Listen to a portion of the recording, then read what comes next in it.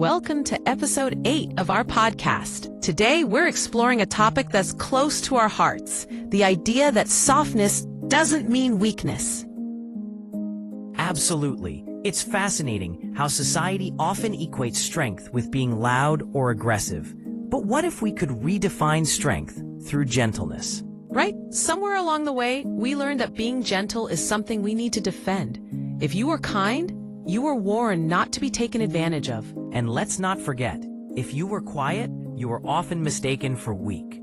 So many of us felt the need to harden ourselves just to be taken seriously.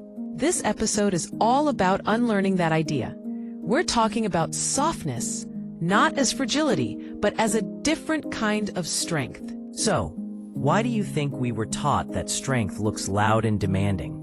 Was it our upbringing? Definitely. We grew up seeing strength associated with raised voices and firm decisions.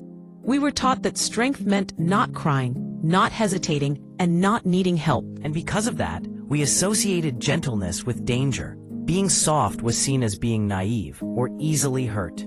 Exactly. And slowly we learned to armor ourselves. But as we know, armor is heavy. It doesn't make you strong. It just makes you tired. So, what does it mean to embrace softness then? Softness doesn't mean you can't endure.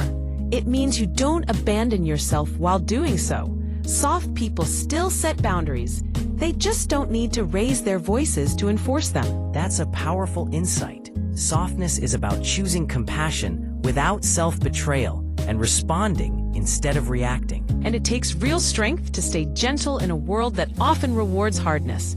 Softness is not weakness. It's control with kindness. Absolutely. But what about those who needed to become hard to survive? How does that fit into this conversation? Great question. Some people didn't choose hardness. Life demanded it. They became sharp because being soft once cost them. So it's understandable that gentleness feels unsafe for them. But it's important to remember that survival skills aren't life sentences. Exactly. You can thank the hardness for getting you through, but still choose softness now. Becoming gentle again doesn't erase your strength. This reminds me that gentle strength looks quiet. It's about walking away instead of arguing or saying no without guilt. Right.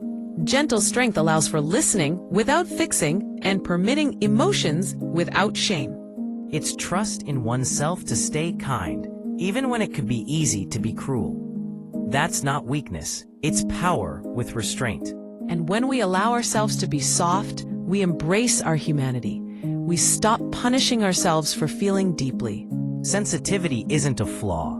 It's awareness. Softness opens the door to honest connection and emotional safety. You don't need to harden to be respected. You need to be rooted, and grounded. Softness is unshakable. As we wrap up, let's remind our listeners, you don't have to be loud to be strong. You don't have to be harsh to be respected. Exactly. Your softness is not a liability. It's evidence that you've survived and still chosen kindness. That is strength. Thank you for joining us today.